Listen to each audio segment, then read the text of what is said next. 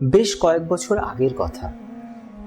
আমার এক প্রিয় পিসিকে রোজ দেখতাম স্নান করে পরম ভক্তিতে একটি গীতা বইয়ের ওপর চন্দন তুলসী পাতা দিয়ে পুজো করতে। একদিন আমি জিজ্ঞেস করেছিলাম, পিসি, এটা তুমি রোজ কি করো? এই বইটায় চন্দন তুলসী পাতা দিলে কি হয়? আমার সেই প্রিয় পিসিমা আমায় বলেছিলেন, ওভাবে বলো না বাবা, এটা শ্রী শ্রী ভগবদ গীতা, পরমেশ্বর শ্রীকৃষ্ণের দিব্যবাণী।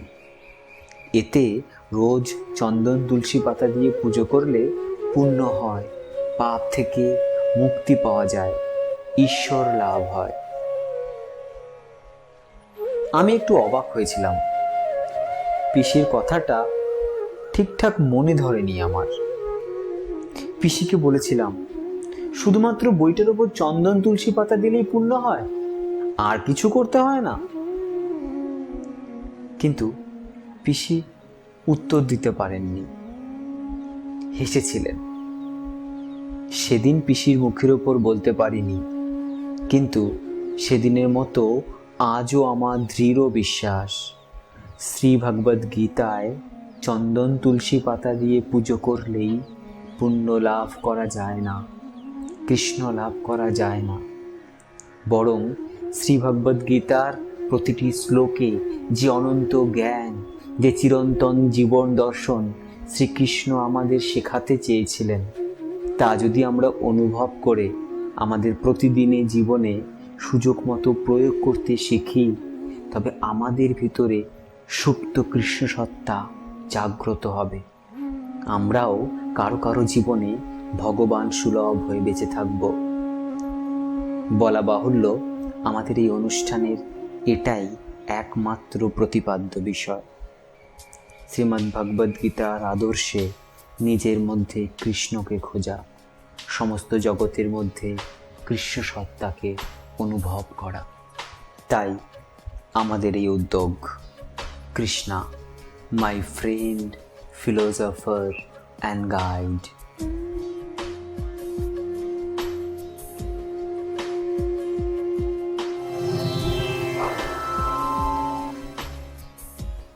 কেন গীতা? আজ হাইটেক ফেসবুক টুইটারের যুগ। যত পারো ভোগ করে যাও, শরীর যা যা চাইবে তাই দিয়ে যাও। হাইটেক যুগে test tube baby, tissue culture, microsurgery বিজ্ঞানকে যেন ঐশ্বরিক শক্তি দিয়েছে। এমন দিন হয়তো দূরে নেই যখন সারাদিনে একটা ট্যাবলেট খেলেই আমরা বেঁচে যাব, খাবারও খেতে হবে না। মূল্যবোধ, অনুভূতি, স্পর্শ, আশেপাশের মানুষজন, মানবিকতা সব যেন ব্যাকডেটেড ইস্যুস। আর এখানেই প্রয়োজন কৃষ্ণ চেতনার, গীতার জ্ঞানের। ভোগের পিছনে ছুটতে ছুটতে আমরা অনেকেই ইতিমধ্যেই হাঁপিয়ে উঠেছি। মানসিক রোগ আমাদের আস্তে আস্তে শেষের দিকে ঠেলে দিচ্ছে। সারা বিশ্ব ইতিমধ্যেই যে জ্ঞান অর্জন করে মুক্তির পথ খুঁজে নিয়েছে, সে গীতার জন্ম ভারতবর্ষে হলেও আজও আমরা তাকে আপন করে নিইনি। কৃষ্ণ পূজা হয়তো আমরা করি, কিন্তু ওকে নিজের মতো করে ভালোবেসেছি কি? কতটা বুঝেছি ভগবান তার ভক্তের কাছে শুধুমাত্র নির্ভেজাল ভালোবাসা চায়, ভক্তি চায়, খিচুড়ি তরকারি চায় না। আসুন না, কৃষ্ণের দেখানো পথে জীবনকে আরেকবার নতুন করে শুরু করি। গীতাকে লাইফ স্কিল হ্যান্ডবুক ভেবে গ্রহণ করি। আমি নিশ্চিত আমরা নিজেদের ভেতরে লুকিয়ে থাকা ছোট ছোট কৃষ্ণকে একত্রিত করে তথাকথিত কলির কৃষ্ণ সৃষ্টি করে ফেলবই। আসুন শ্রী ভগবদ গীতাকে একটি বেস্ট লাইফ স্কিল বুক হিসেবে দেখি। কৃষ্ণ হোক আমাদের সবার জীবন রথের সারথি, তার দিব্য বাণী হোক আমাদের জীবনযাপনের গাইডলাইন্স। আর অর্জুন হিসেবে আমরা তো আছি। জয় শ্রীকৃষ্ণ।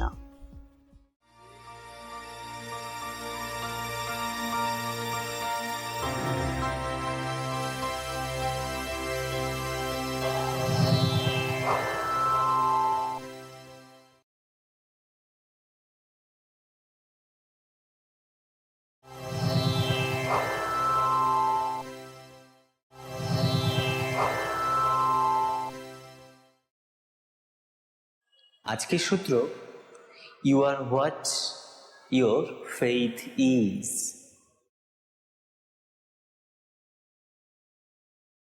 তোমার বিশ্বাস যেমন, তুমিও তেমনই। দুই রাজপুত্র, যুধিষ্ঠির, দুর্যোধন, তাদের গুরুদেব দুজনকেই মানসিকতা পরীক্ষা করবার জন্য একটি কাজ দিলেন। যুধিষ্ঠিরকে তিনি বললেন, তুমি আজ সারাদিন ধরে এই পুরো রাজত্ব ঘুরে এমন কিছু মানুষকে জোগাড় করে আনো যারা দুষ্টু, খারাপ। আর ও দুর্যোধনকে বললেন, তুমি এমন কিছু মানুষ জোগাড় করে আনো যারা ভালো। দিনের শেষে দুই রাজপুত্র তাদের গুরুদেবের কাছে ফিরে আসলেন। দুজনের ফলাফলই এক। যুধিষ্ঠির সারা রাজ্য তন্ন তন্ন করে খুঁজেও একটিও খারাপ মানুষ খুঁজে পায়নি। আর অন্যদিকে দুর্যোধনও সারা রাজ্য ঘুরে ঘুরে একটিও ভালো মানুষ খুঁজে পায়নি। গল্পটা খুব সাধারণ, কিন্তু গল্পের মোরাল সত্যি কি সাধারণ? আমাদের জীবনেও কি এমন হয় না, আমরা যে যেমন বিশ্বাস নিয়ে বড় হই, তাদের চারপাশটা তেমনই কি হয় না? যুধিষ্ঠির যেহেতু নিজে একজন ভালো মনের মানুষ, ভালো বিশ্বাসের মানুষ, তাই সে কিছুতেই একটি খারাপ মানুষ খুঁজে পায়নি। আর অন্যদিকে দুর্যোধন যেহেতু দুষ্টু প্রকৃতির মানুষ, দুষ্টু বিশ্বাসে বিশ্বাস করার মানুষ, তাই সারাদিন ঘুরেও সে একটাও ভালো মানুষ খুঁজে পায়নি। অর্থাৎ আমরা যা নিয়ে বড় হব, যে বিশ্বাস নিজের মধ্যে লালন পালন করব, আমাদের জগৎটাও ঠিক তেমনই হবে।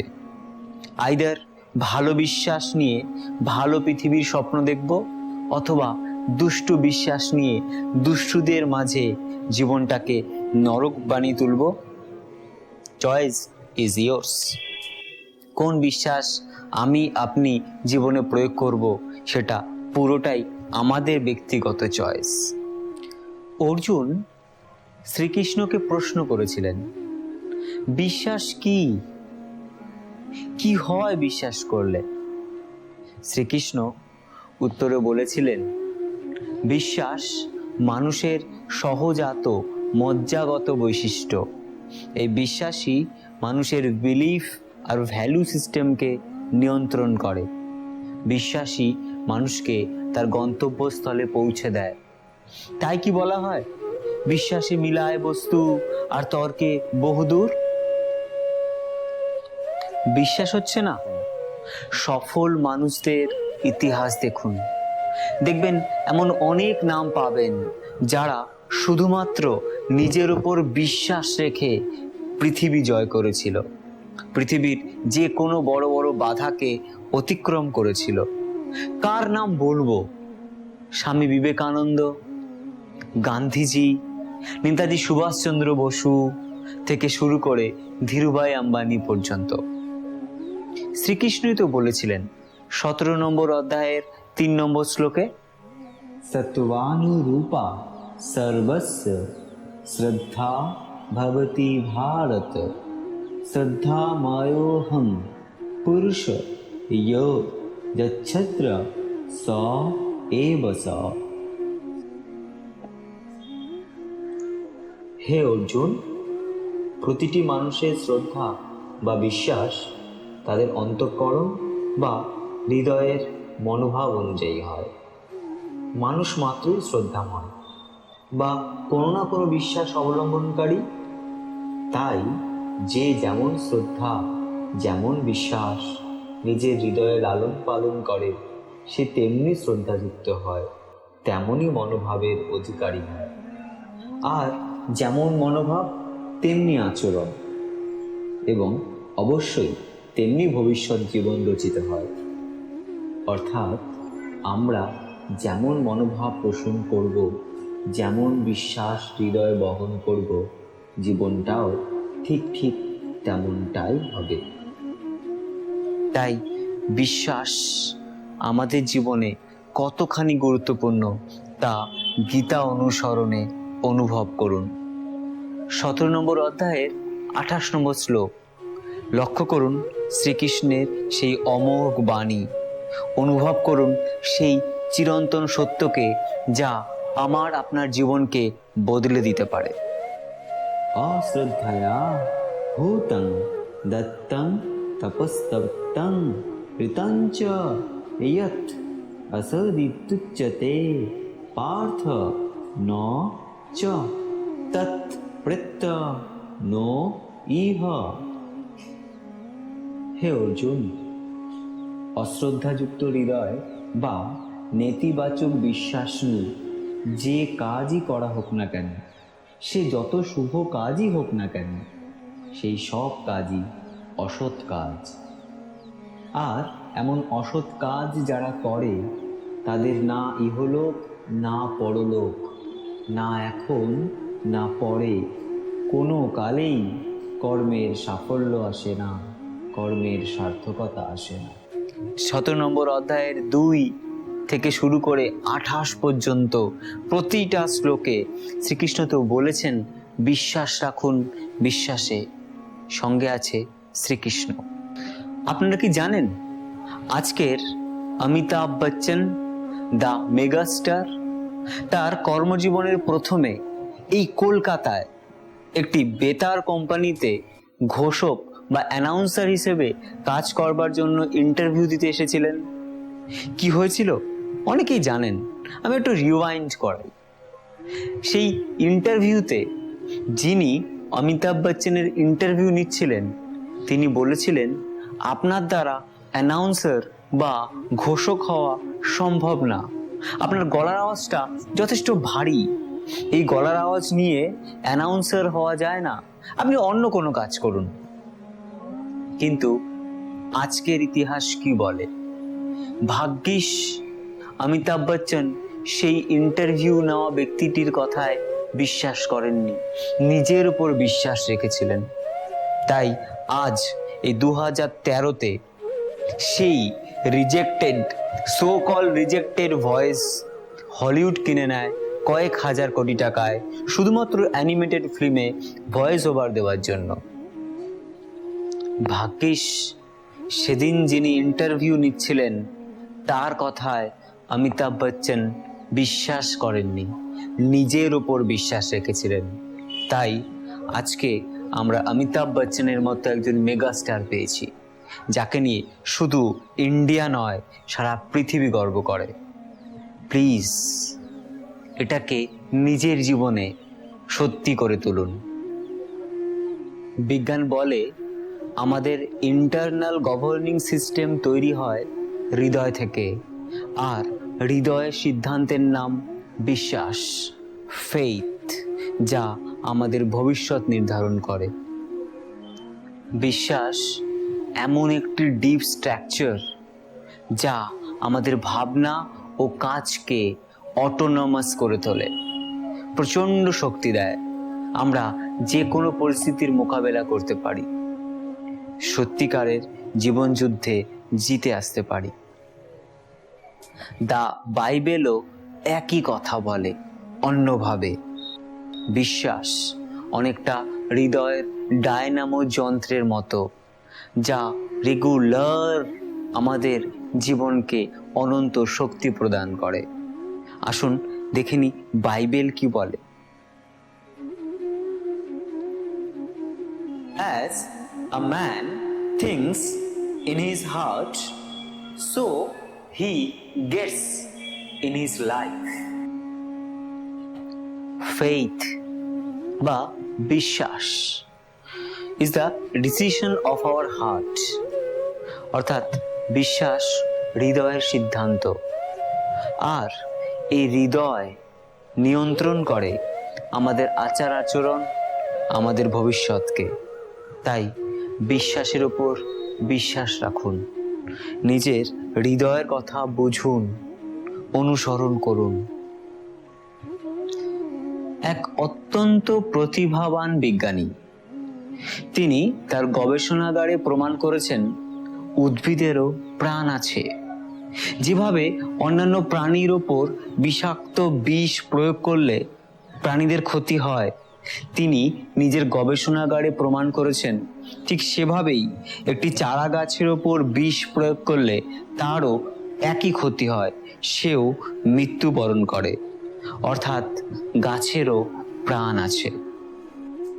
তিনি তার এই আবিষ্কারকে, তার এই সূত্রকে সবার সামনে তুলে ধরতে চেয়েছিলেন, তাই একটি পাবলিক মিটিং অ্যারেঞ্জ করলেন। পাবলিক মিটিংয়ে তিনি একটি চারা গাছে বিষ প্রয়োগ করলেন, কিন্তু দেখা গেল তার গবেষণাগারে চারা গাছটি মারা গেলেও সেই পাবলিক মিটিংয়ে বিষের ফলে চারা গাছের ওপর কোনো প্রতিক্রিয়া হলো না। তার এই কার্যকলাপ দেখে উপস্থিত মানুষজন ব্যঙ্গবিদ্রূপ হাসাহাসি করতে শুরু করলেন, কিন্তু বিজ্ঞানীর নিজের উপর যথেষ্ট বিশ্বাস ছিল।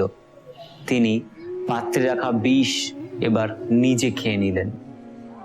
দেখা গেল তিনিও মারা গেলেন না।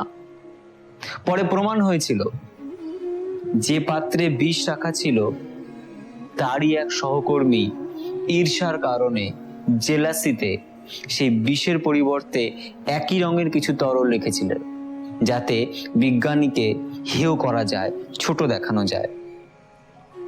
কিন্তু শেষমেশ বিজ্ঞানীর নিজের উপর বিশ্বাস জয়ী হলো। বিজ্ঞানী প্রমাণ করলেন যে বিষটি চারা গাছের উপর ঢালা হয়েছিল তাতে যদি চারা গাছটি না মরে থাকে, সেই একই বিষ যেহেতু আমি খেলাম, আমিও তো মরলাম না। অর্থাৎ তার গবেষণায় কোনো সমস্যা নেই, কোনো সন্দেহ নেই, বিষটায় সন্দেহ আছে, সমস্যা আছে। ভাবুন কতটা নিজের ওপর বিশ্বাস থাকলে একজন মানুষ এত দূর অবধি যেতে পারে। বিশ্বাস আমাদের জীবনের, আমাদের হৃদয়ের এক চালিকা শক্তি। বিশ্বাস নিয়ন্ত্রিত হয় হৃদয়ের দ্বারা, আর হৃদয় তৈরি করে দেয় ভবিষ্যৎ। তাই বিশ্বাসের ওপর বিশ্বাস রাখুন, নিজের হৃদয়ের কথা বুঝুন, হৃদয়ের কথা শুনুন, আর সঙ্গে তো শ্রীকৃষ্ণ আছেনই। বলুন জয় শ্রীকৃষ্ণ।